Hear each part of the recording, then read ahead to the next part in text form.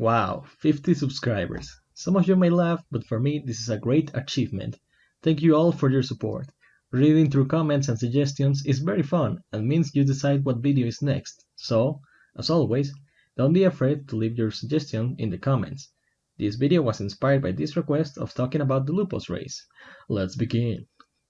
Hello my fellow doctors, welcome to another Arknights lore video. This time we're going through all the races that you can find in the game. I'm going to talk about their name origin, if they have any, general features, and give some examples. Let it be known, I'm only talking about playable operators, so no reunion leaders this time. In the world of Terra, the inhabitants aren't human at all. These individuals are a mix of different races, also known as ancients, inspired by animals in the real world. They are divided in different categories according to their physical features. Since all operators have particular features, like horns or tails, the classification is not limited to only real-life animals. Going in alphabetical order, the first group we find is the Anaty race, representing ferrets and weasels. Both are in this category since both animals are members of the mustelid family, making them very similar. Operators of this race have small circular ears and long tails. Some examples are Meyer and Shirayuki. Next, we have the Anura, reminiscent to poisonous frogs in real life. This race has colorful spots on their bodies, and just as these kinds of frogs, they have toxins on their bodies. The only operator of this race to date is blue poison.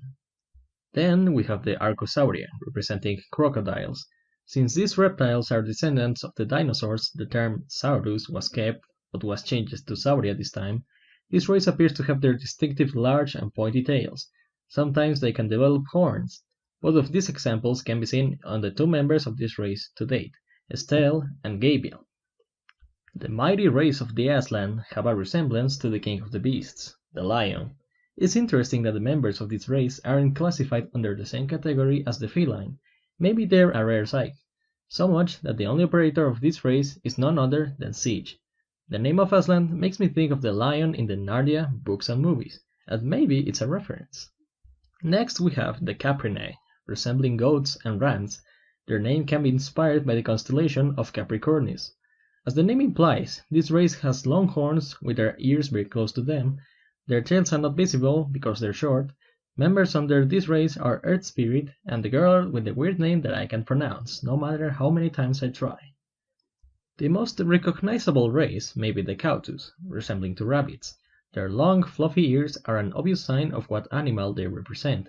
There's no name origin I can think about and has nothing to do with their scientific name either, so some examples are Amiya, Cruz, and Savage. Before anyone in the comments starts complaining why I don't talk about the Chimera species, it's because spoilers are only done by bad people, and I'm a good person, so I will just say what a chimera is. Depicted in Greek mythos as a creature with the body and head of a lion, a second goat head, and a snake for a tail, it can have wings or no wings. A chimera is a way to describe a being made out of parts of multiple life forms, like a Frankenstein. After that mysterious race, we have the Long, based on the legends of Eastern dragons. They differ from Western dragons in many ways.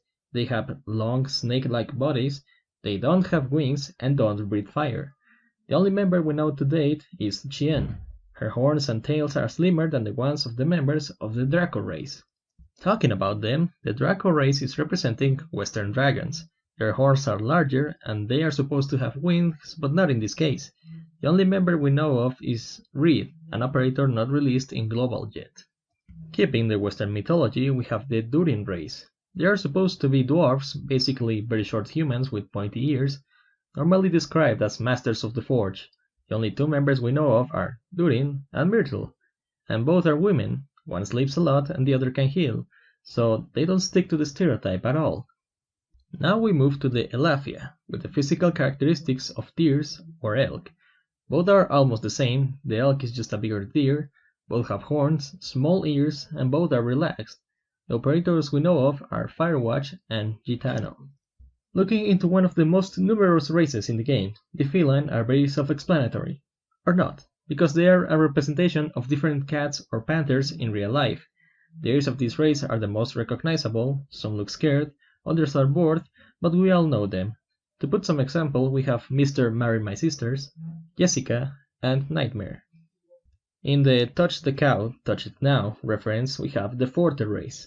Resembling bulls and bisons, these big boys and girls are suited to the front lines with a lot of resistance and strength. Their horns are the most distinctive feature of them, and everyone is a guard in the game, like Matterhorn, Vulcan, and Croissant.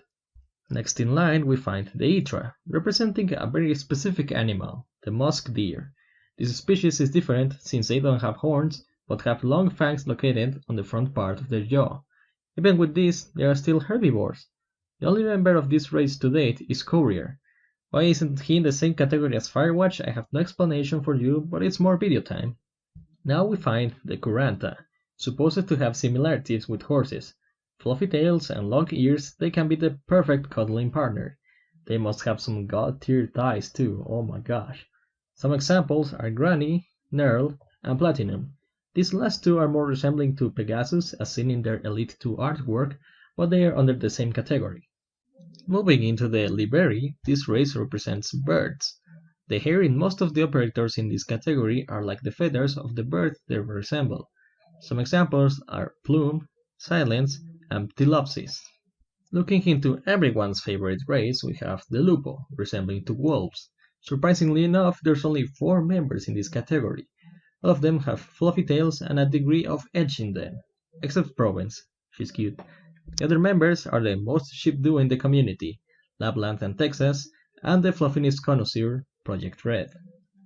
Another race with only 1 member is the Manticore, depicted in Greek mythology as a creature with the body of a lion, eagle wings, and the tail of a scorpion. It has a kind of resemblance with the Chimera, but I certainly find the scorpion tail to be more terrifying. The only member of this race has the same name, Manticore, and now I'm conflicted because she looks cute, but the animal she's based on is so scary. Moving into the Oni, we find another fantastic creature. The Oni are the devils in Eastern mythos, mostly present in Japan. They can be told apart from other demons by their horns. They can have only one and are normally more spiky and thinner in some cases. Some examples are Hoshiguma, Noricorn, and Yado. The next species is kind of strange to me because I expected them to be in par with the Lupo, but no. The Perro species is a category that represents dogs. The name Perro is the traduction of dog to Spanish. Some can be very cheerful, others aggressive, but they are reliable. They can adopt a lot of positions as shown by their members, like Beagle, Doberman, and Grey, to put some examples. Next is the Petram race, supposedly representing turtles, and I say supposedly because the only member, Kuroa, doesn't have any physical resemblance.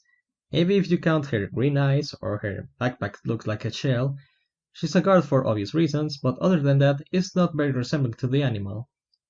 Now into the Reproba race. Resembling to hyenas, their only member is Spot. He looks obvious at first glance, but I don't think he's the kind of guy that laughs a lot. Get it? Because hyenas are supposed to laugh? Let's move on. I bet you I'm the first guy that tries to cringe on purpose. Anyway, next we have the Sancta race representing angels. If you haven't noticed the halos in their heads, then I bet you were looking somewhere else. Their names are very similar to those of angels mentioned in religions. We have Athnakil, Ambriel, and Exusiae as examples. Into their opposite we have the Sarkas race, representing devils. They are noticeable by their pointy ears and more animal-like horns.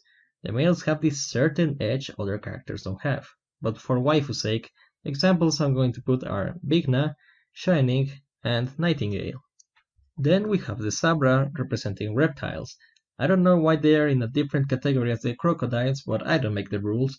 They actually look like dinosaurs. Their skin is pale, and their heads are long. You can see these features in characters like 12F and Rangers.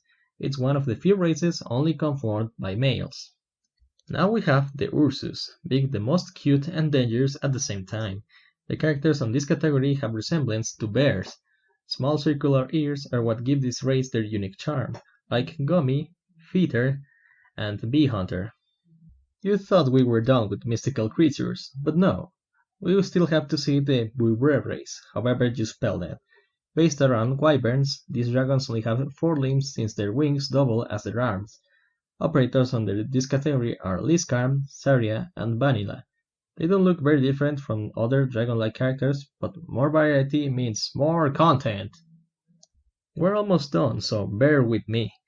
The Vulpo race is based around foxes. The name of this race is a reference to their animal family, the vulpine.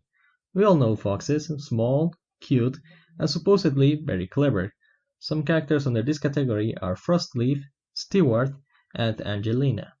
The last race we know to date are the Salak, that is resembling to rodents. Little fourballs that can be found in forests or even your house, that can be daring like Ravel or a rap god. You know who I'm talking about. Of course, is Shaw. Finally, there are a number of operators that aren't classified under any race. Some are kin to marine species like Deep Color that represents an octopus, Skadi is a killer whale, and Spectre is a shark. I can only hope we can have their races revealed soon, or even better, of more characters of the same race. Anyway, that is going to be it for today. Quite a long video, but it was worth it. It took a long time for me to do this video, but don't worry, I'm currently working in other videos as well, like Waifu Spotlight and the lore of the new event. I'm also working on videos of other games as well, so look forward to that.